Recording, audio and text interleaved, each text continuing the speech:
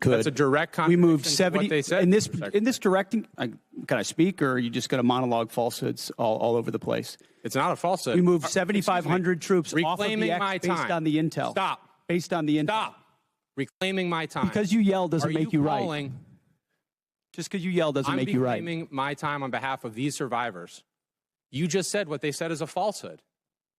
There's a much larger picture. True? There's a much larger picture at play here that included integrated air defenses, bunkers, moving people off Then the why, X Mr. to Secretary, ensure are that they were dead? not part of the target. We moved those troops and all across the theater, thousands of troops off the X, off of their bases, because we knew what Iran was going to try to strike, and we knew there could be a tragic moment. There could be a tragic moment where something could get through. Of course, that's the consequence of conflict, and we remember those 6 every single day. I want to finish. But don't play games with. I'm not playing games. I want to finish with one more quote from a survivor of the attack, and I put this on the record. Telling the truth is important, and we're not going to learn from these mistakes if we pretend these mistakes didn't happen. Secretary Hegseth, those soldiers told the truth. Those soldiers are braver than you are. I commend them. They are asking for accountability. They deserve accountability, and I'm asking for the same, starting with you. And as I said a year ago, you need to resign immediately. I commend those soldiers. I yield back. Gentleman yields back. Chair now recognizes the gentleman from Today, Representative Pat Ryan brought more than just inquiries to the congressional floor. He delivered undeniable, grim evidence. Rather than engaging in political posturing, Ryan weaponized the raw, harrowing accounts of surviving troops to catch Secretary Pete Hegseth in a trap of the Pentagon's own making. No sugarcoating, no hesitation. What you are about to witness is the total breakdown of an institutional cover-up, where the leader of the Defense Department is backed into a dead end, stripped of all alibis, and confronted with the most unyielding call for resignation seen in modern congressional history.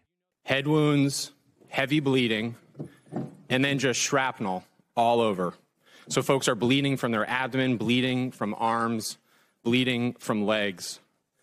Secretary Hegseth, do you know who said that? I'm not sure I do. It was one of our soldiers describing the devastating Iranian drone strike at Port Shuaibah, March 1st in Kuwait. As you know, 6 of our soldiers killed, over 30 wounded. Pay close attention to this exact second. The Pentagon chief, the individual holding the ultimate duty for the safety of tens of thousands of U.S. service members, cannot even identify the desperate accounts of his own personnel. Representative Pat Ryan, a military vet himself, just dropped the ultimate receipts into this committee. The disaster at Port Shuaibah took the lives of 6 American troops and left upwards of 30 injured at a facility entirely stripped of protective measures. Rather than owning up to the failure, Defense Secretary Pete Hegseth opted to face the press and spin a fabricated narrative about supposedly fortified defenses. However, every deception has a breaking point. Today, Representative Pat Ryan stepped into this room not to play the usual DC games. He shoved the unvarnished reality from the survivors straight into the Pentagon's face. No evasions, no mercy. Pat Ryan refuses to give Hegseth an inch. He instantly shifts to demonstrating that this catastrophe was not some unpredictable fluke, but rather a case of lethal negligence, driven by explicit intelligence warnings. Secretary, do you know the range of the Shahed 136 one-way attack drone, approximately? It depends on the variant, but it's got serious distance. Several hundred miles. Do you know how far Port Shuaibah is from Iran?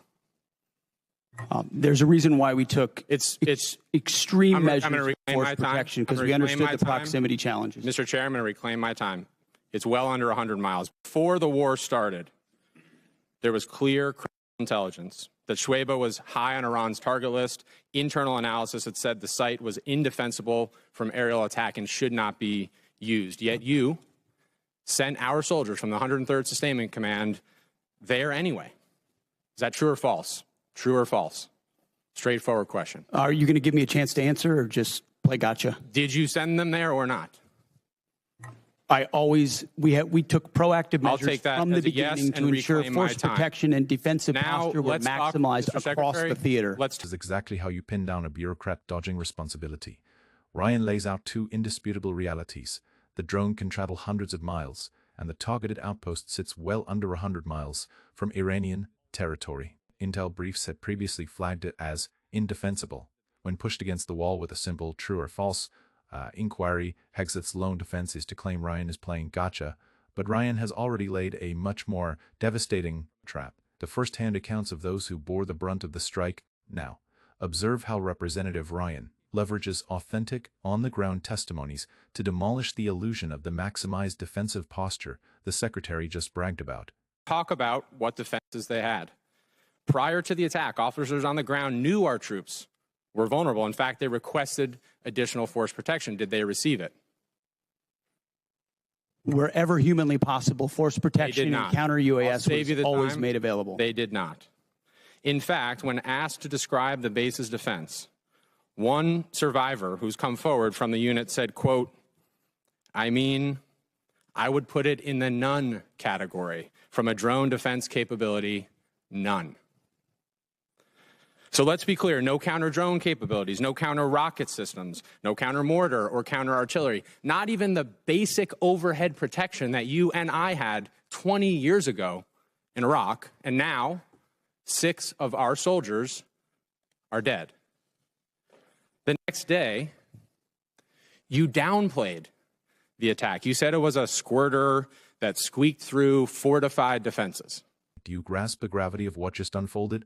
Hegseth testified under oath that protective measures were always made available. In a split second, Ryan counters with the battlefield testimony of a soldier, grading their protection as a 9, absolute 0. The none category? 0 artillery defenses, 0 overhead bunkers, sticking military personnel in a location 100 miles from the enemy's crosshairs without offering them so much as a basic shield against a barrage of explosives. Consider the sheer nerve it takes to sit under oath and assert that defense protocols were maximized, all while the actual troops who survived the explosion report having 0 safeguards.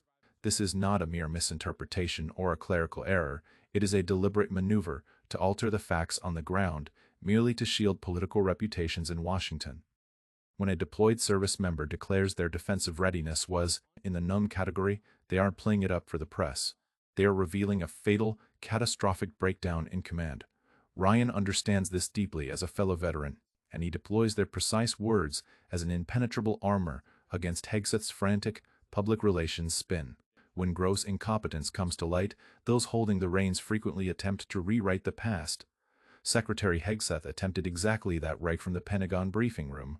But Ryan refuses to let him slide.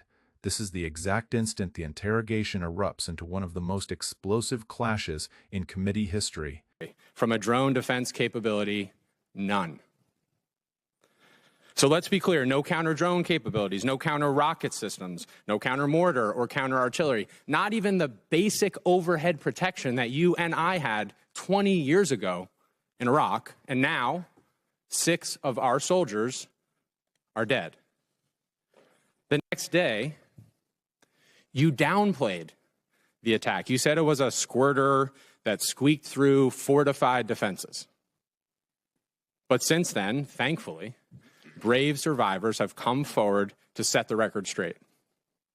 One of our surviving soldiers told CBS, quote, painting a picture that one squeaked through is a falsehood. Another said the unit was, quote, unprepared to provide any defense for itself. It was not a fortified position. Another survivor said the building's protection was about as weak as one gets. Secretary Hegseth, that is obviously in direct contradiction to what you said from the Pentagon podium the next day. So are you saying that these soldiers, our soldiers who survived this horrific attack, are lying? What I'm saying is before the commencement of the conflict, we put in maximum defensive posture. Just because you yell doesn't make you right. This sequence will be studied in political science classes on how to rein in executive authority. Ryan executed a flawless tactical trap. If the base was fortified, like Hegseth insists, then the troops are deceiving the press. If the troops are speaking the truth, then the Pentagon is lying to the American people, rather than providing an answer. Hegseth resorts to shouting and deflecting to the 7,500 other troops transferred elsewhere. However, the 6 lost lives at Port Schwebe cannot be balanced out by statistics from another region. Observe Secretary Hegseth's physical demeanor and escalating voice pitch in this precise second. When a senior leader abandons their poise and resorts to screaming over a sitting representative, it is the ultimate giveaway. It is the undeniable physical proof of an official who knows his argument has completely collapsed. Hegseth's frantic pivot to the 7,500 relocated troops is a textbook DC evasion strategy. It is akin to a ship's captain bragging that the upper decks are perfectly dry while deliberately ignoring the giant rupture sinking the vessel. But Representative Ryan, disciplined to hold absolute focus under pressure, refuses to let the Secretary divert the dialogue away from the 6 flag-draped caskets directly caused by this indefensible operational order. You downplayed the attack. You said it was a squirter that squeaked through fortified defenses. But since then, thankfully, brave survivors have come forward to set the record straight. One of our surviving soldiers told CBS, quote, "Painting a picture that one squeaked through is a falsehood." Another said the unit was, quote, "unprepared to provide any defense for itself. It was not a fortified position." Another survivor said the building's protection was about as weak as one gets. Secretary Hegseth, that is obviously in direct contradiction to what you said from the Pentagon podium the next day. So are you saying that these soldiers, our soldiers who survived this horrific attack, are lying? What I'm saying is before the commencement of the conflict, we put in maximum defensive posture we could. That's a direct contradiction. We moved 70 what they said, in this directing. Can I speak, or are you just going to monologue falsehoods all over the place? It's not a falsehood. We moved 7,500 troops off of the X based on the intel. Stop. Based on the intel. Stop. Reclaiming my time. Because you yell doesn't make you right. Just because you yell doesn't make you right. I'm reclaiming my time on behalf of these survivors. You just said what they said. When Representative Ryan informs the Defense Secretary that those soldiers are braver than you are, he is demanding justice from an establishment used to taking credit for successes while dodging blame for failures, funneling troops into a kill box, removing all their protective layers, and subsequently masking it with the dismissive phrase of a squirter that squeaked through. That isn't a military strategy. It is a total betrayal of the armed forces. Transparency remains the ultimate disinfectant. Accountability perishes in the shadows of backroom meetings. But today, the absolute truth was dragged into the daylight through the precise words of the men and women carrying the scars and shrapnel. What is your take on this fierce confrontation?